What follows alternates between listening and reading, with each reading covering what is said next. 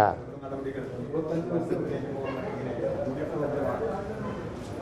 UDF സജ്ജാണ്, നിങ്ങൾക്കറിയാലോ. ആദ്യം തന്നെ UDF ഈ തെരഞ്ഞെടുപ്പ് നേരിടാൻ വേണ്ടി സജ്ജായിട്ട് ഇരിക്കുകയാണ്. ആ സമയത്താണല്ലോ തെരഞ്ഞെടുപ്പ് നീണ്ടുപോയത്. ഇപ്പോൾ തെരഞ്ഞെടുപ്പ് വന്നിരിക്കുന്നു. UDF ഒന്നിലധികം തവണ ഇലക്ഷൻ റെഡിയാണ്, എല്ലാം സജ്ജാണ് എന്ന് പറഞ്ഞാണ്. മാത്രമല്ല ഒരു റൗണ്ട് കൺവെൻഷനും കാര്യങ്ങളൊക്കെ കഴിഞ്ഞ് അടങ്ങിയിരിക്കുകയാണ് പിന്നെ ഉണ്ടായത്. രാജ്യം പ്രതിസന്ധിയിലേക്ക് പോയി. അതുപോലെ തന്നെ തെരഞ്ഞെടുപ്പ് പ്രഖ്യാപിക്കുന്നുമില്ല. അപ്പോൾ പിന്നെ മിണ്ടാണ്ടിരുന്നു എന്നേ ഉള്ളൂ. ഞങ്ങളൊരു റൗണ്ട് കൺവെൻഷൻ പോലും കഴിഞ്ഞില്ലേ, പത്രക്കാർക്കൊക്കെ അറിയാവുന്നതാണല്ലോ. സത്യം ഒരു സ്ഥാനാർത്ഥി മത്സരിച്ച് ഇത്രയും ഒക്കെ എഫർട്ട് എടുത്തു കഴിഞ്ഞാൽ അവർക്ക് പ്രവർത്തിക്കാനുള്ള അവകാശം സമയമില്ല. ഇല്ല, പിന്നെ നേരത്തെ എല്ലാവരും വലിയ ഒരുക്കങ്ങൾ നടത്തിയത് കൊണ്ട് ഈ സമയം മതിയാവും. കാലാവസ്ഥ മറ്റു കാര്യങ്ങൾ ജനറലായിട്ടുള്ള വിഷയമാണ്, നിലമ്പൂരാണ്. അത് പിന്നെ UDF മാത്രം ബാധിക്കുന്ന കാര്യമല്ല.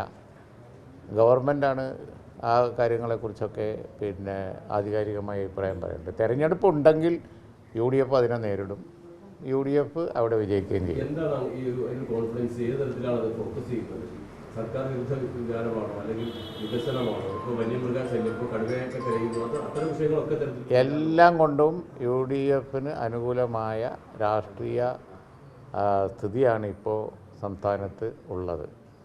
കാരണം എന്താണെന്ന് വെച്ച് കഴിഞ്ഞാൽ ജനങ്ങളുടെ ഒരു വിഷയവും മര്യാദക്ക് ഹാൻഡിൽ ചെയ്യുന്നില്ല.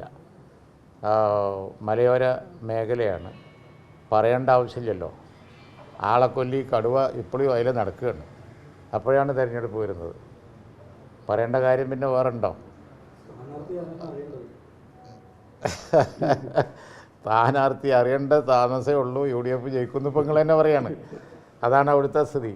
പിന്നെ സ്ഥാനാർത്ഥി പിന്നെ ഉടനെ തന്നെ തീരുമാനിക്കും. കോൺഗ്രസ് ആണല്ലോ സ്ഥാനാർത്ഥിയെ തീരുമാനിക്കേണ്ടത്. അവർ താമസിക്കേണ്ട കാര്യമില്ല. കഴിഞ്ഞ തെരഞ്ഞെടുപ്പ് ഉപതെരഞ്ഞെടുപ്പുകളിലൊക്കെ സ്ഥാനാർത്ഥി പ്രഖ്യാപിക്കുന്ന അന്ന് തന്നെ സ്ഥാനാർത്ഥി പ്രഖ്യാപിക്കുന്ന ഒരു രീതി കോൺഗ്രസിനും UDF ഉണ്ടായിരുന്നു. ഇന്ന് തന്നെ ഉണ്ടാവും. അല്ല, UDF ചെയർമാനെ വിളിച്ചിരുന്നു, പിന്നെ പ്രതിപക്ഷ നേതാവിനെ വിളിച്ചിരുന്നു. അവർ ആക്റ്റീവായിട്ട് ആ കാര്യം കൺസിഡർ ചെയ്യുന്നുണ്ട്. ഇന്ന് പ്രഖ്യാപിക്കുന്നതല്ല, സ്ഥാനാർത്ഥി വിഷയം അവർ ഉടൻ തീരുമാനമെടുക്കും എന്ന് പറഞ്ഞു. കഴിഞ്ഞ UDF കഴിഞ്ഞിട്ട്, കോഴിക്കോട് UDF കഴിഞ്ഞിട്ട് ഞങ്ങൾ പറഞ്ഞല്ലോ, അൻവറിനെ തെരഞ്ഞെടുപ്പിൽ സഹകരിപ്പിക്കും. മറ്റു കാര്യങ്ങൾ ഞങ്ങൾ UDF ചെയർമാനെ അധികാരപ്പെടുത്തിയിരിക്കുകയാണ്, ചർച്ച ചെയ്യാനും ഒക്കെ ആയിട്ട്. ഏത് രീതിയിൽ അതിൻ്റെ മോഡ് ഓഫ് പിന്നെ മെത്തേഡ് എങ്ങനെയാണെന്നുള്ളത് UDF ചെയർമാനെ കഴിഞ്ഞ കോഴിക്കോട് ചേർന്ന യോഗം ചുമതലപ്പെടുത്തി പിരിയാനുണ്ടായത്. സിപിഎം ജില്ലാ സെക്രട്ടറിയെ കണ്ടിട്ടാണ് വരുന്നത്. അവർ 100% ആത്മവിശ്വാസത്തിലാണ്. അൻവർ ഒരു ഫാക്ടറല്ല, അവിടെ LDF വിജയിക്കുന്നുള്ള ആത്മവിശ്വാസമാണ് പറയുന്നത്.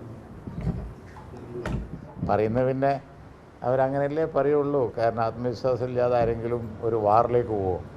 അപ്പോൾ അതുകൊണ്ട് ഈ തെരഞ്ഞെടുപ്പ് UDF ജയിക്കും, ആ കാര്യത്തിൽ സംശയം വേണ്ട. എല്ലാ ആത്മവിശ്വാസവും പോളിംഗ് ഡേ വരെ ഉണ്ടാവുള്ളൂ. ലീഗിൻ്റെ ഒരു മൂവ്മെൻറ്റ് എങ്ങനെയായിരിക്കും? തിരുവങ്ങാടിയൊക്കെ ബൈ-ഇലക്ഷൻ നടക്കുമ്പോൾ വർഷങ്ങൾക്ക് മുമ്പാണെങ്കിലും താങ്കൾ അവിടെയൊക്കെ ക്യാമ്പ് ചെയ്തിട്ടാണ് ബൈ-ഇലക്ഷൻ നടത്തുന്നത്. മുൻപന്തിയിലുണ്ടാവും.